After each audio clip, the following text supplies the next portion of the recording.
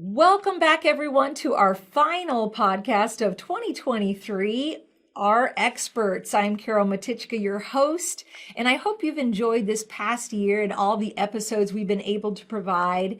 I'm extremely grateful to have all of you listeners out there and just greatly appreciate all of the support and the overwhelming support that we've received. Today, we're extremely lucky to have us joining in the midst of my very favorite time of year, I must say as well, two guests from Drug Free Duval. They're a community coalition with a single purpose, and that is freedom from substance abuse for all. So I have with me Susan Pitman, a dear friend that I've known for quite a while. She's the founder and the project and strategy director for Drug Free Duval, and Hannah Schaper, who's the Director of Education and Training for Drug Free Duval. So welcome to both of you. Thank you for coming. Thanks for having us. Absolutely. So this episode, I really want to highlight some important reminders about being merry, but doing so safely, because that's so important. We need to look out for ourselves. We need to look out for others. And I'm so lucky to have both of you, extremely caring individuals who have really dedicated your lives to this, which it really says a lot, and from the bottom of my heart, thank you for all that you guys do for the community. Back at you, Dr. Matichka. You've been an amazing support to us too, so thank you. Thank you. And leader in the organization, so thanks. Well, thank you. So tell us a little bit about Drug Free Duval. We got to bring you on last year, but it's always good to get a refresher on Drug Free Duval. How was this organization conceived, and what changes have you seen to the organization? That's a great question. So I'm just going to give you the 1-minute version of how we were conceived, just some issues that were happening here in town. I was completely not involved in this realm. I was a consultant, a business consultant, had some issues. I had 4 children, became concerned, met with my women's networking group. It was about alcohol, youth alcohol at that point. And these women in the group said, let's start a coalition. I didn't even know what a coalition was. There happened to be a small little grant out there. We got the grant, and we put together what was called Safe and Healthy Duval Coalition. It became Drug Free Duval. We initially started focused on alcohol. Now we've evolved into all of the drug risks, the substance abuse risks. Obviously, we're working on opioids too. Organizationally, I will tell you that we started out just a bunch of really caring people, but today we study the science of prevention, and we absolutely apply. We're data-driven, and we work with logic models and measure our outcomes, and it's been amazing to watch the progress in our city. It is amazing, and to see all of the people who are involved just from all facets within the community. So kudos to you and all your hard work. So a big part of what Drug Free Duval is really to provide trainings to the community as well. And I know you're an important part of that. So talk to us a little bit about those trainings. How can somebody find out about them, or how could they be brought to their community? Yeah, we have a ton of trainings. And Susan, if I forget any, remind me. Because we're small but mighty in our team. But as a community education training director, we want to make sure that whatever you're coming for us, we're going to have a training that fits it. So we have neonatal abstinence syndrome, stigma training, motivational interviewing, RxPerts, which is screening, brief, intervention, and referral to treatment, specifically for like medical providers, right? We, of course, have our signs of opioid overdose and Narcan administration, which is really relevant in today's like drug landscape. For our kiddos or our young kids, we have One Pill Can Kill. We like to try and call it like fentanyl, the silent killer, and just really educating them on if you buy something online and it's not from a pharmacy, there's a high chance it'll have fentanyl in it, and just making them aware. But we also have vaping trainings because that's really relevant right now. So even though, of course, safe storage. Of course, safe storage and disposal. And our pharmacists, you guys have been amazing with that. Yes. But I think what's beautiful about Drug Free Duval and our training specifically is like if you come to us, we can create a training about it around, drugs and alcohol and whatnot. But we always say what came first, the chicken or the egg, right? So we do have like mental health components and whatnot.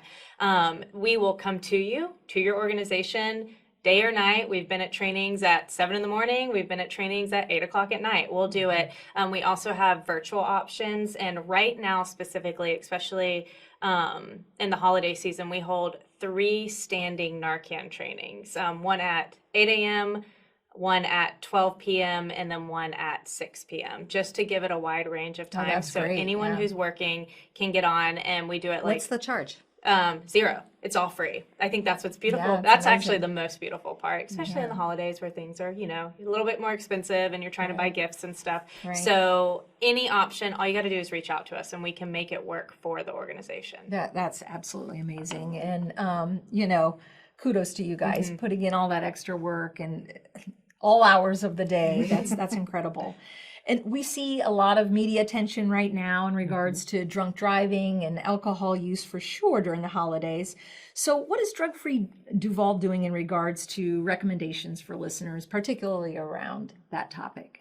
Well, we love it when people decide they're going to have like a sober month. So we definitely encourage, we try to encourage people to encourage people. You know, if a friend says, you know what, I'm not going to drink, we try to definitely give them language around saying, I support you. This is amazing. You know, that kind of thing. In addition, we have a very heavy social media campaign on several different channels that we are intermittently talking about alcohol issues, especially with the driving. We've done all our trainings, as you just heard. Right. We are definitely helping focus people on stress reducing options that are not related to alcohol and drugs. So, Especially you know, this time everything of from year, breathing and meditation and things like that. So we offer all those kinds of options and encouragements. And we also partner with a bunch of organizations around town to try to amplify our messages and That's reach. great. And the youth as well. Our Focusing youth. on our youth. So Absolutely. huge part of all of that.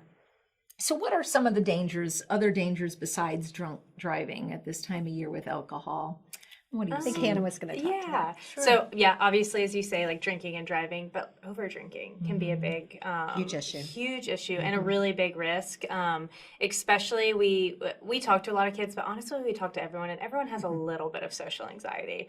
I feel like I do trainings all day, every day, and when I'm in a social situation, at the very beginning, I'm like, oh, like this is a little awkward, right? And so And this is the party time of the year. It is. You're doing so many. You're at work events, you're at family events, whatever it is. So over drinking's a big one, but now mixing alcohol and other substances is really dangerous. And it could be substances you're prescribed. Maybe it is Xanax, you know, or maybe it is an opioid because you just had surgery or whatever it is. So we really try to push the education of not mixing alcohol and other substances, no matter what it is. Maybe even over the counter, you know.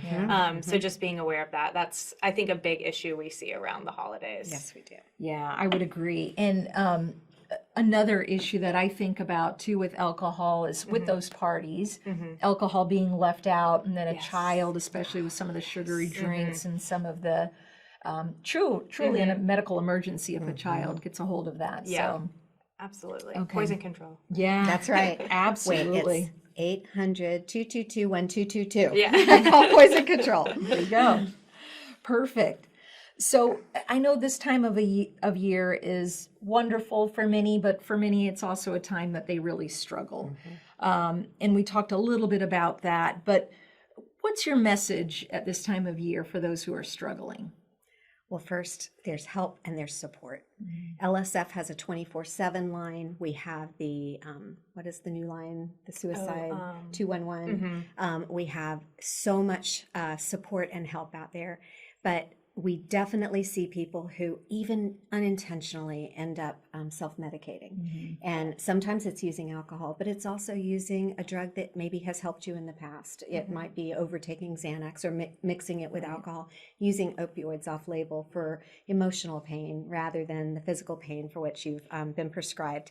And so these are really, really risky. Again, Carol, we just talked a minute ago about alternate ways to deal with pain. And I know University of Florida Health here has the PAMI program, which has an amazing plethora. And you can even go online and get some of the resources online if you need it.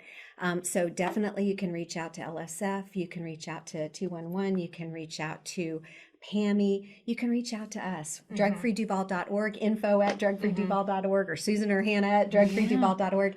And we will either, we'll get you with the right person, we'll give you support. But please, try to avoid self-medication with alcohol or drugs, because it might even work in the moment, but when you wake up later or when the drug wears off, the issue's still there. And so we just really help, breathe Encourage to reach deeply. out. Yes, encourage you to reach out. Absolutely. And you have some amazing resources on your website too. And we'll make sure that we share the website with everyone. So yeah. There is another amazing resource called Here Tomorrow. It's pretty new in town. I do think we have it on our website. If not, please, write it down. Here Tomorrow is absolutely fantastic. It's a peer handoff just about mental health. So that's what's really different. It's not substance abuse. I mean, if you have a substance abuse issue in addition, they will help you. Hand in hand, yes, they will definitely help you. But the nice thing is if you're just feeling depressed or overwhelmed or whatever, they have people there to help you immediately. So Here Tomorrow. Fantastic. Yeah. Perfect. And it's free. It's completely free. Sorry. That's amazing. No, that's an important piece of it. Completely Absolutely. free. Yeah. So everyone's pretty aware, I think, now of the opioid crisis. But can you put things into perspective in regards to what that looks like right now? Yes. This is one of our data points. It's in our OD Narcan training. And 12 months ending, I want to say it was like May or June, we're at, the preliminary number is 112,000 overdose deaths in the United States, which I know. Awful. It's awful. The bright side is the velocity is going down. So they're not happening as fast, I guess you could say, but it's still going up. So there's still a lot of work we need to do. But I just think 112,000 deaths is all you have to say about it. It's in 12 months. Yeah. It's just unbelievable. That's terrible. And we have seen such an increase in our 14 to 18-year-old age cohort. Wow. And that was predominantly a very pristine area that we saw very, very few overdoses around fentanyl or opioids. They just didn't, that age cohort didn't regularly misuse that type of drug. And it's not because they're intentionally using. It's what Hannah mentioned a minute ago, the idea of the one pill can kill, and people, drug dealers adding fentanyl into pills that kids have no idea that they're, it's a counterfeit pill. They think it's a Xanax. They ran out of the Xanax they were prescribed by their legitimate physicians. They order it on Snapchat, or a friend hands them one that they didn't get, they got online, or an Adderall, things like that. So we just really want kids to understand that they're at risk of overdose if they use any drug that they didn't get from you. We tell them to go to the pharmacist, get the medication, have their name on the label, and then it's okay. So we do have a lot of kids, and sometimes adults that will say, well, is the pharmacist going to give me a drug like that? And we're like, absolutely not. Wow, I didn't realize there was a question about that. Yeah, we're like, no. It's not in the legitimate drug supply. This is in the counterfeit, made on the street. Yes, which we're seeing too much of. And that brings up then the one pill kills, which is a great campaign that trying to get the word out. I know that our pharmacy students have gone and spoken to high schools, and they've talked about that as well. And it's just a lot of kids don't even realize it. They don't even realize some of the dangers out there. And I probably wouldn't have either. And we walk this fine line because we know that scare tactics are difficult for the youth brain to really understand, grasp. I guess. It's very easy for they grasp it and then it goes out. Exactly.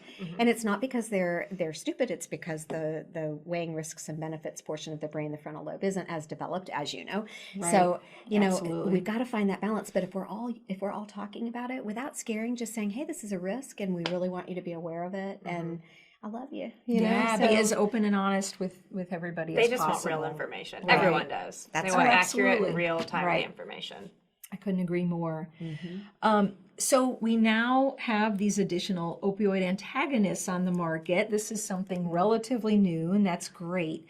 Can you tell us a little bit about those and recommendations? Hannah, start with the Narcan, though. Yeah. So I'm going to start with Narcan. When we that is what, an opioid reversal drug. Yeah, so it's an opioid antagonist, right? Gets that opioid off that receptor. Right. And whenever we do our training, we give out a Narcan, the actual brand Narcan. You'll get 2 4-milligram nasal spray applicators, so it's 8 milligrams total, if you have to use both doses.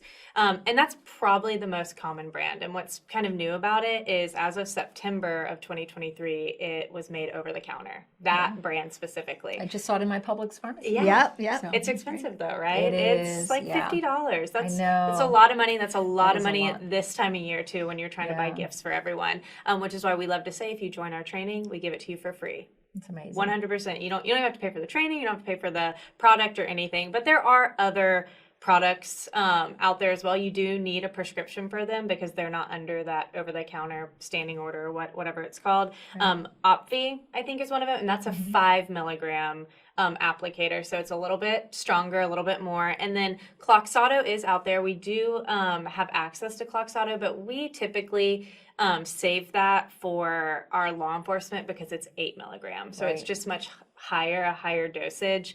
And we do know of law enforcement here in Duval County that's come in contact with fentanyl or opioids in the field and then gotten the Cloxato and it reverses it, and it's been very successful. So you may see a couple different brands. The most common you'll probably see just on the counter at the pharmacy will be the Narcan. Right. Absolutely. So some of our listeners may have heard about Tranq, which is a really scary thing, actually.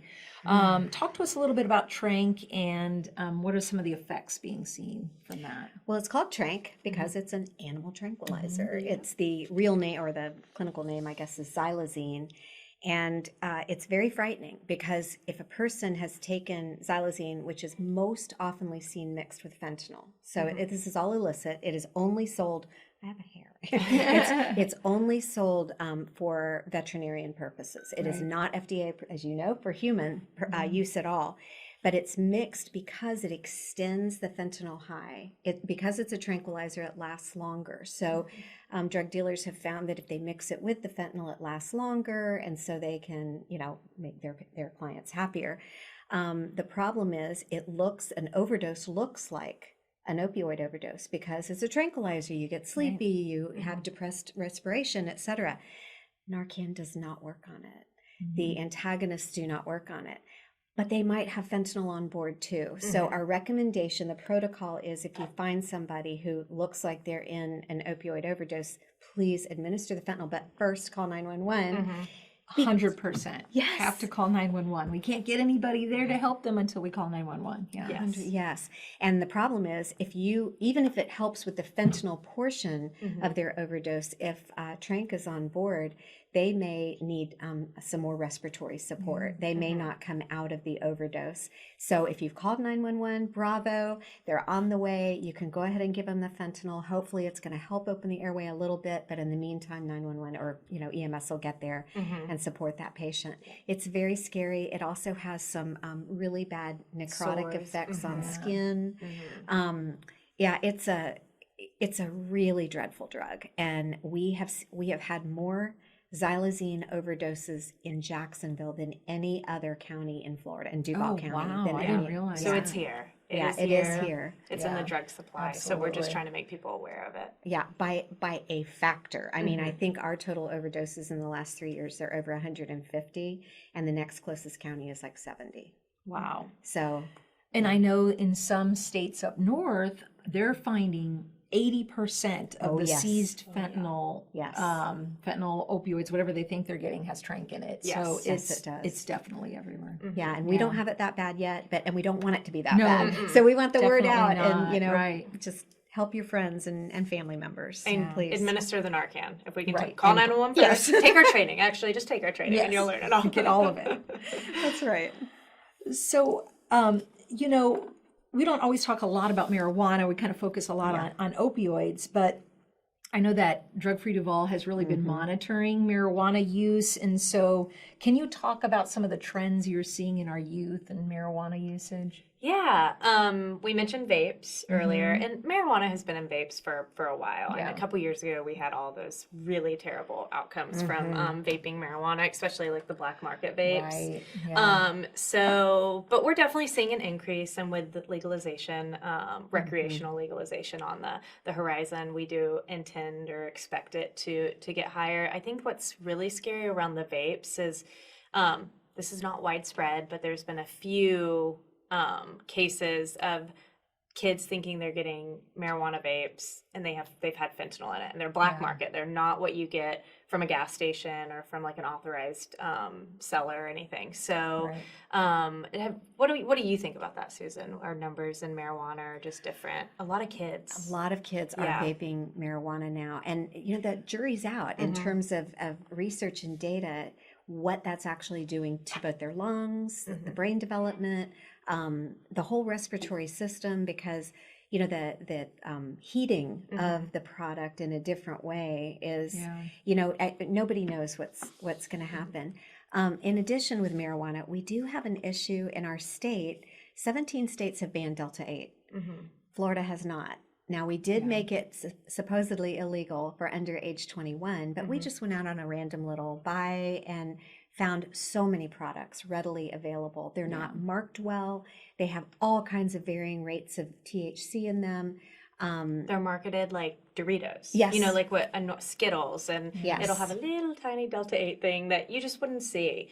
So I feel like we have a lot of kids, young kids, that are going into the emergency room because of overdose from Delta 8, marijuana, whatnot. I forgot this. We recently were talking with a pediatric resident at the ED here who mentioned that the number one thing they're seeing in pediatric overdose here at UF Health is marijuana overdose. Wow. And so a lot of people don't realize that you can overdose on marijuana. Oh, absolutely. Yeah, I know. And you're right. They don't realize that. Yeah. So I would say that's a trend that, and part of that is because of the strength of marijuana that we're seeing now, the strength of the cannabis. The dose, it'll be like eat a foot off the gummy bear and the person eats 2 gummy bears, because who they eats taste maybe a tiny bit of a gummy bear? Exactly.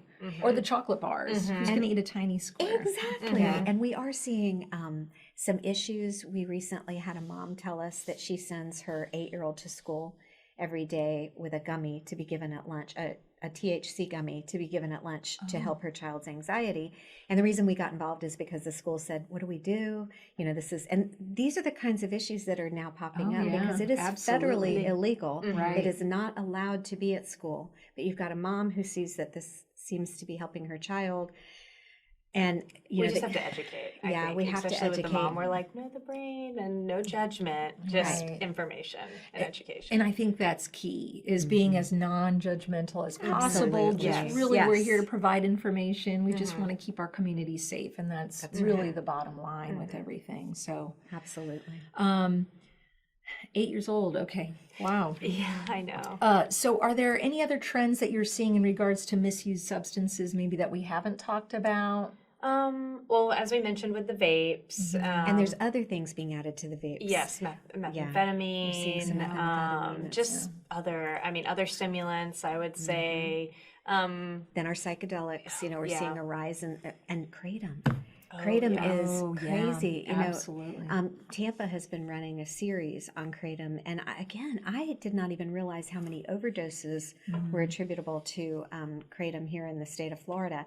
I believe, if I remember the number, I believe it's been 560 in 10 years, which is roughly 56, and these are overdose deaths.